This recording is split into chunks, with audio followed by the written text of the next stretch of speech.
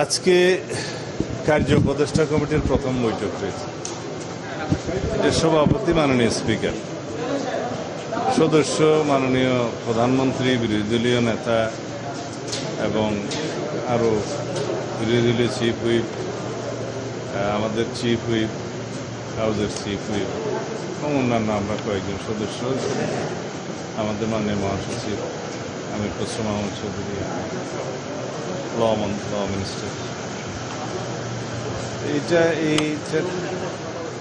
এই সংসদের এই অধিবেশন, প্রথম অধিবেশন কতদিন চলবে এবং কি কি আলাপ আলোচনা হবে, কি কি আইন উত্থাপন হবে ইত্যাদি, এবং কত ঘন্টা আলোচনা হবে মহামান্য রাষ্ট্রপতির ভাষণের উপরে ইত্যাদি, এই বিষয়গুলো আলোচিত হয়েছে, সিদ্ধান্ত হয়েছে। তো 15 তারিখ কালকে সংসদ অধিবেশন বসবে সকাল 11টায়। তারপরে 16 তারিখ থেকে মুলতবি হবে, মানে 15 তারিখের পরে আবার সংসদ বসবে আগামী 29 তারিখ মার্চে, ঈদের পরে। এবং পরে এপ্রিল মাস পুরোটাই জাতীয় সংসদের এই অধিবেশন চালু থাকবে। এই সিদ্ধান্তগুলো দিয়ে এগুলোই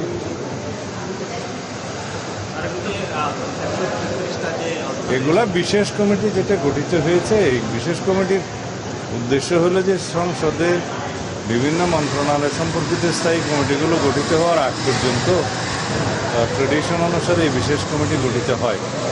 তো অধ্যাদেশগুলো, বিলগুলো যেগুলোই আসবে এগুলো বিশেষ কমিটিতেই পাঠানো হবে, সেখানে যাচাই বাছাই হয়ে তারপরে রিপোর্ট আকারে সংসদে উত্থাপিত হবে। এই অধিবেশনে অবশ্যই সম্ভব, এগুলো বিশেষ কমিটিতে যাবে, এটা কালকেই প্রস্তাব উত্থাপিত হবে, ল মিনিস্টার উত্থাপন করবে। তারপরে বিশেষ কমিটিতে এগুলো আলাপ আলোচনার পরে রিপোর্ট আকারে সংসদে পেশ করা হবে। এই নিয়ম আলোচনা, এটা ফ্লোরে হতে পারে, এখানে না।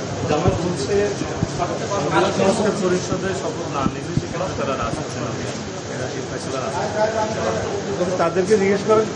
দৈনিক আজকের বাংলা .net